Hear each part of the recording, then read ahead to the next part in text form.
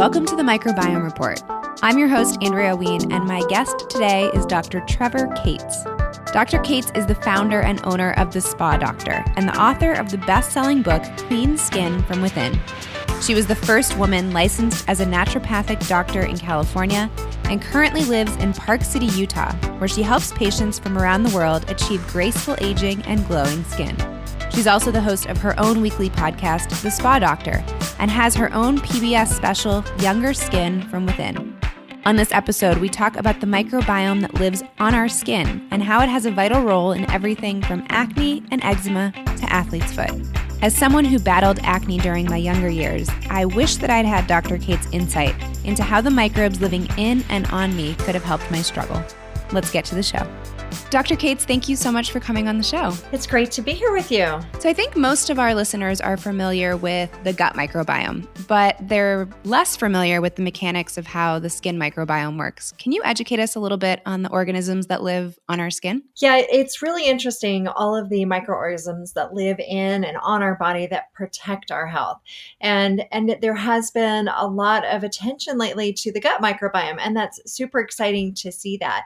And I think this is one of the reasons why other areas of the body, there's been some more research looking at other areas of the body and what microbiome is going on with that area. And skin is one of those areas. And it's fascinating because there's so much, because our skin is on the outside of our body, there's so much that can impact it.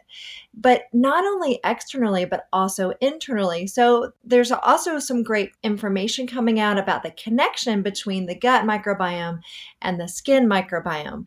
And so it's exciting to see all this coming to be. Now, as a naturopathic physician, I know that naturopathic doctors have been talking about the connection between gut and skin health for a long time. And it's so great now to see the research lining up with that, seeing that so much of what we're doing internally can impact the skin. So the research is now unfolding about the skin microbiome, but basically it is similar to the gut microbiome. If you've spent a lot of time talking about that on your podcast, I'm sure you have, it's a similar idea of there are all these microorganisms living on the skin and that they actually play a vital role in the health of the skin. And so we've got bacteria, good, bad, commensal, and we've got fungi, we've got these little mites that live on our skin, all kinds of things that actually live there that we can't see, but they're there and they play an important role. And so when we do certain things like our hygiene practices, taking antibiotics, putting antibiotic types of treatments on the skin, it disrupts that.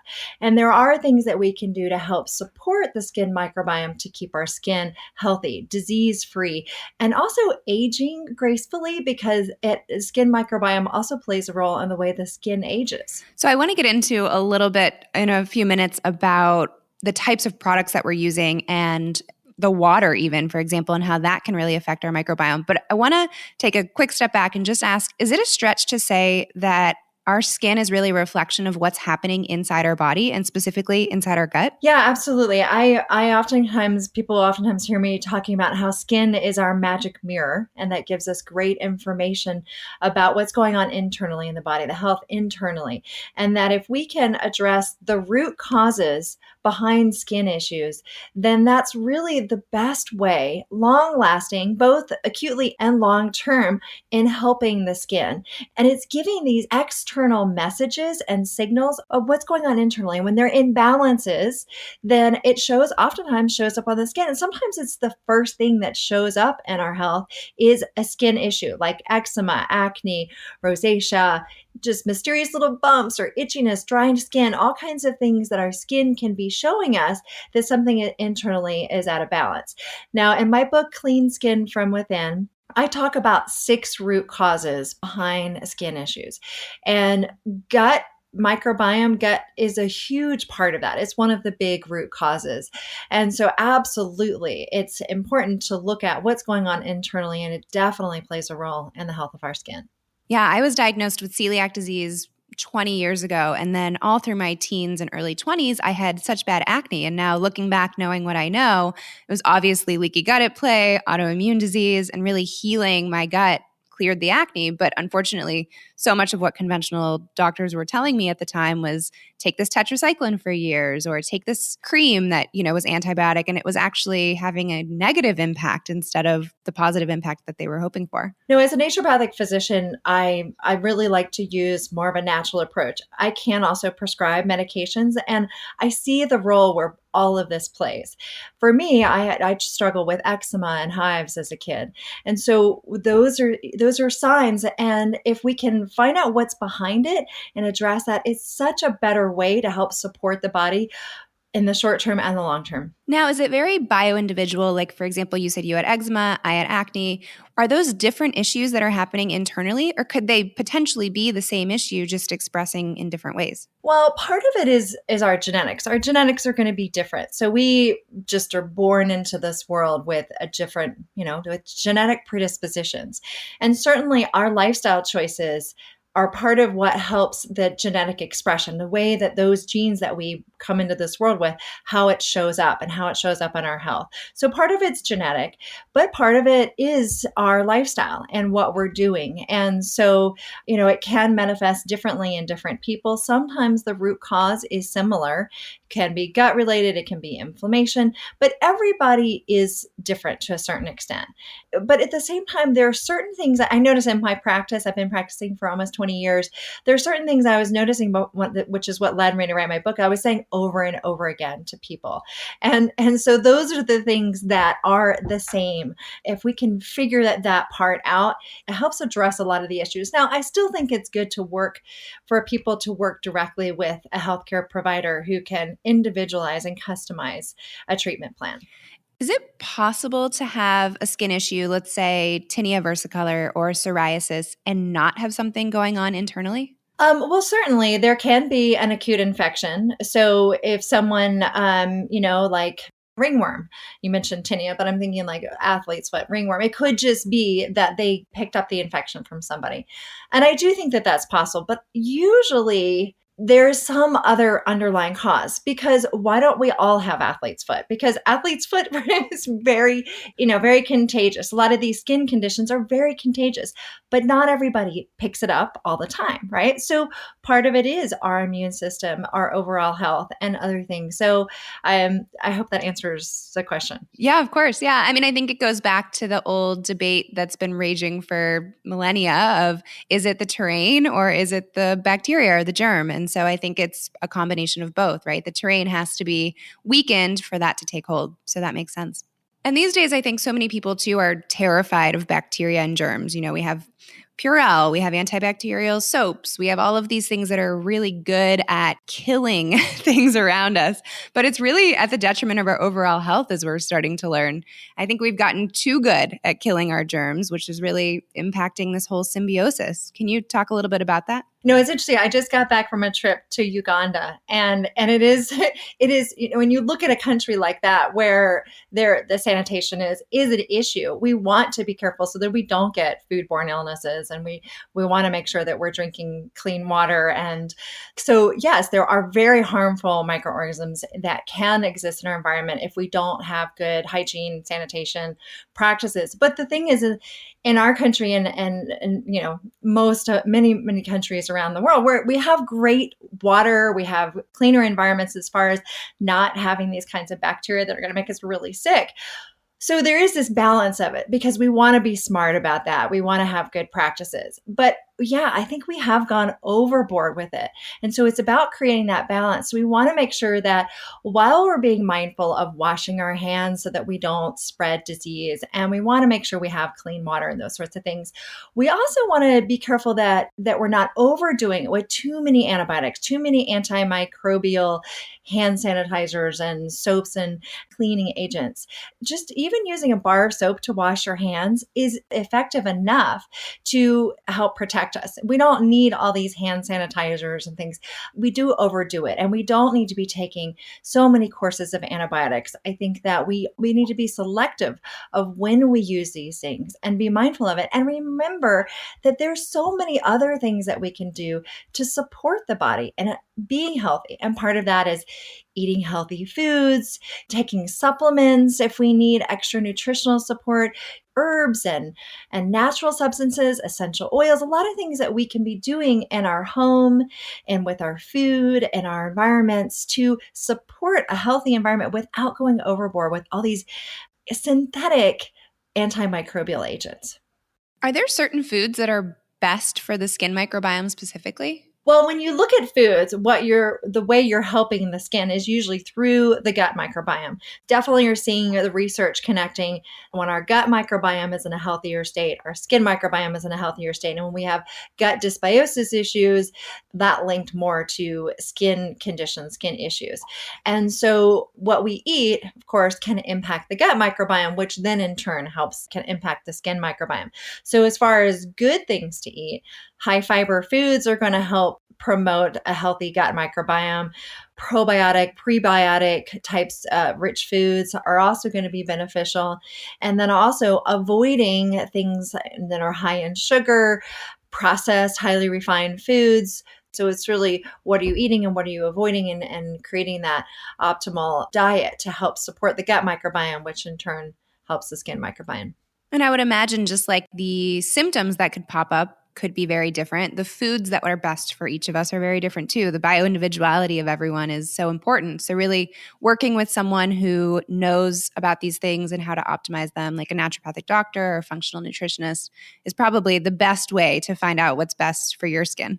Right, absolutely. As I said, I think it's ideal to work one-on-one with practitioners. I think that there's a lot, like I said, I felt like in my practice, there's a lot that I repeat. And that's what I put in my book. And so I think there's an underlying, there's certain foods, there's certain things to avoid, certain things to eat, certain things in our environment and our water and our personal care products in our homes that we can all do that helps support a healthy body. But then there's a part where you get to where you need to individualize. And I do that to a certain extent in my book, because what I did is I created skin types.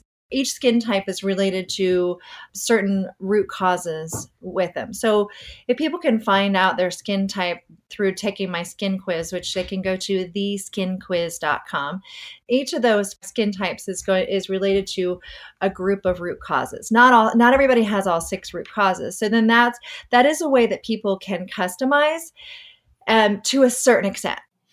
Can you talk a little bit about what the root causes are, those 6 root causes? Yeah, absolutely. So I mentioned, of course, microbiome is a big one that I talk about in my book, one of the big 6 root causes, and that is the gut microbiome and the skin microbiome and the connection between those. Also, hormonal imbalances can trigger skin issues. We see that with acne, when kids are going through puberty, a lot of times you'll see more of the acne breakouts. And then also women will notice acne breakouts, sometimes at certain times of the month or at certain phases of their lives when their hormones are going through changes. And if we see those, that can indicate a connection between hormonal imbalances and a skin issue like acne. And other skin conditions can be related to that. Also, inflammation is a big root cause. I call it skin inflammation when internal inflammation shows up on the skin. And also there's nutritional deficiencies when we are deficient in certain nutrients like zinc, essential fatty acids. Those can definitely trigger certain skin issues.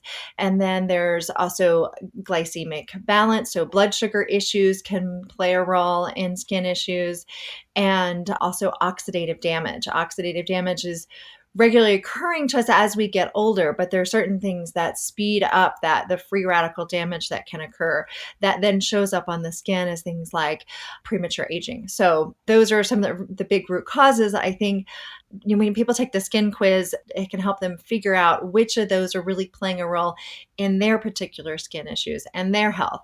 And again, it all is connected. And as I go through these root causes, a lot of people are probably thinking, oh, well, those root causes are connected to a lot of different diseases. And that's true. And that's part of my approach is when you address the root cause, you're going to help your skin, but you're also going to help your overall health. Yeah, I think that makes a lot of sense. And as you were going through them, I was thinking even of the connections myself of, okay, the microbiome maybe is not balanced. And so then you're not absorbing the right nutrients because you can't break down the foods that you're eating. And so it really does start to all just tie together. Absolutely. Yeah. Certainly when I talk to people about nutritional deficiencies, we want to know, why do they have a nutritional deficiency in the first place? Is it because of they're not eating the right foods? They're not getting a healthy diet that's providing these nutrients? Or are they eating a healthy diet, but their digestion is poor, so they're not absorbing, they're not breaking down the nutrients and absorbing them from their diet?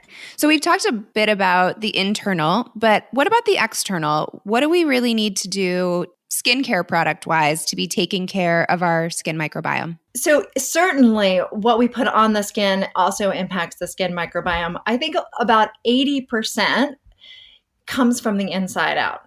But also what we're putting on the skin plays a role too. And that is something that I learned later on. It's funny, as a naturopathic physician, I was so focused on what's going on internally.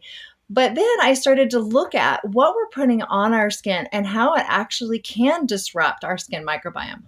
So when we think about the types of products, obviously there's thousands of products out there, and I would say the majority of them probably are having a negative impact, even if we might be seeing some, more moisturizing or some benefits in the short term. In the long term, are most of the products that are out there pretty detrimental? Well, I would say to a large extent, yes. And part of that depends on where in the world you live. But in the United States, skincare, personal care products are not a well-regulated industry. And there are a lot of toxic ingredients in skincare products that can disrupt the skin microbiome. And like, we were talking about, there's been this trend towards being antimicrobial, antibacterial, everything. And so that, because we're seeing more of those in cleaning products and personal care products, that is contributing to the problem. So certainly it's a combination of toxins in skincare, but also antibacterial ingredients that a lot of times people have been thinking these are good, right? These are going to help our skin. But we've created more imbalances in the skin microbiome as a result of that. And I was recently at the Integrative Dermatology Conference, and there was a dermatologist there talking about how we have actually been doing harm with all the antibiotics that we've been prescribing and putting onto the skin, and the practices that we have been doing up until this time. And we've been creating some pretty significant chronic skin issues as a result of how we've been treating the skin. When we think about our life cycle, so from childhood to teenage years to adulthood, maybe even into pregnancy and then beyond into elderly years, how does this routine need to change? Does it need to update, or if we're using good quality products, are we able to use those for our entire life cycle? I think we need to start with children and certainly create this as a lifelong practice and looking at what we're putting on our skin. One of the big things is getting back to nature, getting back to using natural substances, of getting away from a lot of the synthetic ingredients that are creating more disruption, and looking at ways that we can support the skin. So a lot of times people put things on their skin to make their skin look better, right? To make it look shinier, happier, glowing, healthier. But when you look carefully at the ingredients in some of these lotions and cosmetics, there actually can be harmful ingredients in there that may make the skin look good when you put it on. But as soon as you wash it off, you're actually realizing that you're not doing any good to your skin. And so there are lots of examples of this. There are things like, why are we using things like mineral oil and petroleum byproducts that can potentially create harmful imbalances when we have plant-based oils that can actually nourish the skin and provide a healthier environment for the skin to flourish? And also things like we commonly see in makeups and lotions, dimethicone. Dimethicone is an ingredient that's used to help sort of trap in moisture and make the skin look and feel moisturized. But it's actually not improving the quality of the skin. It's only just creating this temporary look and feel. And what actually might be happening is, if you think of it like with dimethicone, it's almost like you're putting think of it like a layer of plastic that you're putting in your face to keep the moisture trapped in. But if you go outside and you're in the heat, or you go work out and you're exercising exercising, then your your skin is trying to perspire. And so what happens then is you've got all this trapped under this layer. And so that can actually create some disruptions in the skin microbiome. If people are starting to look at their products and saying, I don't know if this is something that could be problematic, are there resources or places to go where they can check the products that they already have and potentially find products that are safer? Yeah. And there's a big section in my book, Clean Skin from Within, the section on clean slate. So clean slate in the section of my book on clean slate is about the products that we're putting on our skin and which ingredients to avoid and alternative healthier options to use that are going to both be less toxic for the body. And there are a lot of endocrine disrupting chemicals that are in personal care products. So looking at ways we can reduce our exposure to those and using alternatives, as well as what are the ingredients that are going to help support the skin microbiome instead of damaging it. Certainly my book is a resource. Also, Environmental Working Group, EWG.org, is an organization that has some information on toxic ingredients in skincare, how things are, skincare ingredients are rated as far as harmful health effects. Okay, great. Thank you. When you think about the one or two best things that someone can do for their skin, say they're time strapped, they're resource strapped, they don't have the money to go out and redo all of their products or, suddenly start eating organic, what are the one or two things that will make the biggest difference? So in my book, I talk about there are 4 different aspects that really help with skin. And that is the clean plate, clean slate, clean body, and clean mind. So clean plate are the foods that we're eating and the foods to avoid. The clean slate are the products you're putting on the skin. Clean body is reducing toxins in your environment and supporting the body's ability to detoxify. And then clean mind is about stress management and mindfulness practices. And so all of these things, it's really a well-rounded approach. So if whatever you can do in each of these categories, even if it's one small thing, then at least it's doing something to move in that direction and to think of it holistically, because I don't want people to just think about in one area. It's really essential to do it in all the different areas and really the daily practices that we have. So, for example, when it comes to the clean plate section, there are 3 keys that I find are particularly important for the skincare products that we're using. One is that they truly are clean and natural, that we're avoiding these toxic ingredients that I was talking about. 2, that they're actually, those natural ingredients are in their active form, because that's also important. You want to look for manufacturers that really are not just looking at removing toxins from skincare, but looking to source the best natural ingredients to get you the results you're looking for. Because yes, people want good results from their skincare products. And the third thing has to do with the pH of the skincare products. I think a lot of people aren't aware that the skin actually does best with a mild acidity, with a mildly acidic environment. And that is one of the ways that it helps protect and helps feed a healthy skin microbiome. It creates this really great environment for a healthy skin microbiome to flourish when it has that mild acidity. So a lot of the products that people use have too high of a pH. What we want to do is have mildly acidic products, things that are in the 4.6 to 5.4 or 5 pH range. Those are the kind of products that are going to help support our skin and having a healthy skin microbiome. So as you mentioned earlier on, even water has a higher pH. You mentioned water and how that actually isn't even particularly good for our skin, because when we rinse our face with water, that pH of water is 7 or 8, depending on if you have more alkaline water. And that is too high for the skin. So then we need to follow that up with skincare products that have that mild acidity.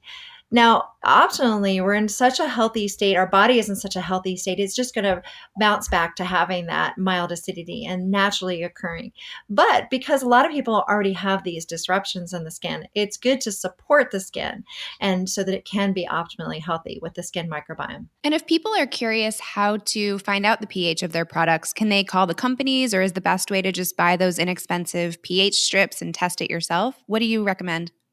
Yeah, I mean, people can certainly use pH strips if it's a liquid product, but it's not always easy to do that. But like for lotions, you can certainly do that. I've done that sometimes, and I'm surprised how many moisturizers have a pH over 5.5. It's actually not that easy to find these products, but you should be able to call the manufacturer and they can tell you that. I mean, we have that information at the Spa Doctor. We have that information on the website so that people know the pH of all 5 of the skincare products that I make, and that they all fall within that mildly acidic range. And we state the pH of every single product. So one last question. I know we're running out of time. When you think about the research that's coming out around the microbiome and the gut-skin microbiome connection, what are you most excited about? Oh my gosh, there's so much great information coming out. And I think that we're seeing a lot both from internally and externally. And I think that both are really exciting to see. I am excited because I make skincare products. What are the ingredients that we can be putting in our skincare products to help the skin microbiome? Are there certain probiotics that can be used in skincare products to actually help address skin issues? And some of that research is starting to unfold. It's still really early in that research. And I know that manufacturers are already starting to make skin probiotic formulas, but I think a lot of these companies are a little bit ahead of what the research is showing. So I'm excited to see more of the research actually showing us the real science behind probiotics in skincare. Dr. Cates, this has been so great. Thank you so much for coming on and sharing your knowledge. If people want to find your book or your products or learn more about you, where can they do that? They can just go to thespadoctor.com. So THESPADR.com. So doctor is abbreviated. They can find out about my skincare products, my book, my podcast, and lots more information. The skin quiz, also all of that information is on my website. Great. And we will link to all of that in the show notes so people can go to biohmhealth.com to find that. Thank you so much. We'll talk to you soon. Thanks so much for tuning into this week's show. If you haven't already, please go leave us a review and rating on iTunes. It helps to keep us going, and it means the world to hear from you. We'll be back next week with an episode from 2 very special ladies from across the pond.